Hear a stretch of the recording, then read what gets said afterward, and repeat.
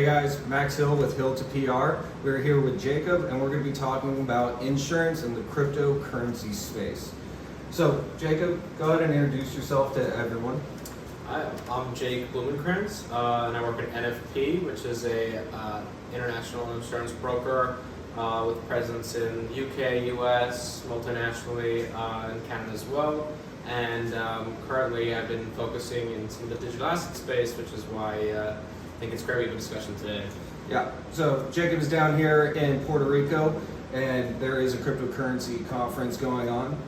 And so Jacob, in your opinion, what kind of insurance should cryptocurrency miners or businesses buy? Well, right now the insurance space for crypto is in its infancy, and so I'd say the first space that the insurance companies are starting to delve into would be the miners themselves. So if you were a miner, it'd be pretty important you get a type of property insurance and also general liability if you're with a host.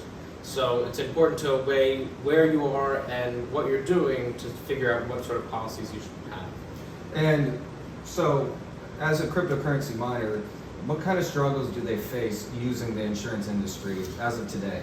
Well, insurance evaluates risk, and that's how they determine what areas of interest they may have, what appetites for what kind of risk they have. And this entire industry is new, so it'll be really hard to reach out to carriers or brokers and expect them to sort of understand what you're doing. So I would suggest whatever broker you reach out to really start to explain and examine what exactly you're doing and see where insurance might fit into your equation, because it will take time.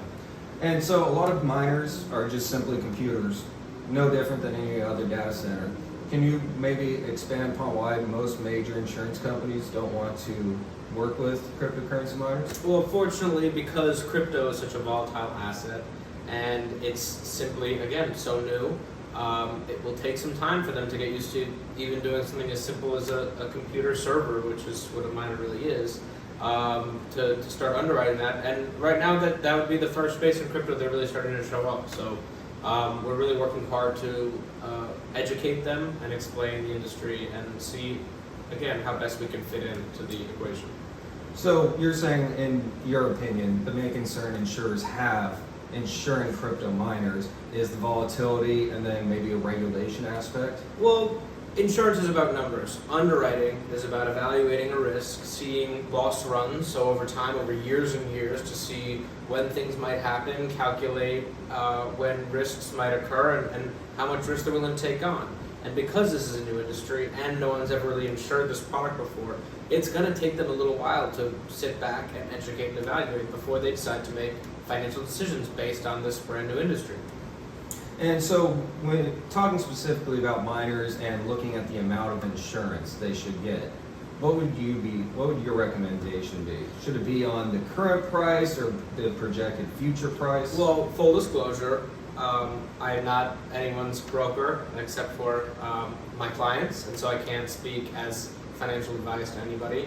But if it were me and I was, if I had miners and I was looking for a host, the first thing I would look at is, does the contract they have stipulate that I need general liability insurance, which is an important clause in many of the hosts that I've dealt with so far, and then meeting those insurance needs that the contract provides.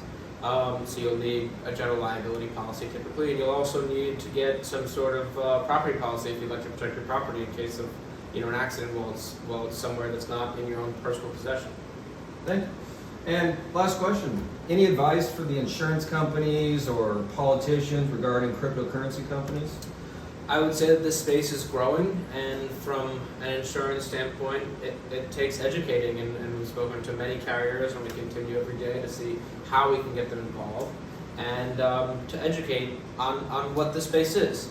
And from a political standpoint, I would say each state that has cheap power and a growing industry should really evaluate it closely, and again, figure out a way to create growth in each state versus trying to stagnate it with laws that hinder mining.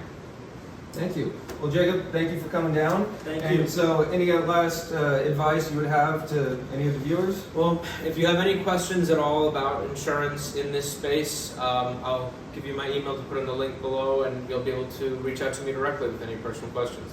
Awesome. Thank you. And thank you guys for watching. Be sure to like, comment, and subscribe so more people can hear people like Jacob here giving you guys good advice. Thank you.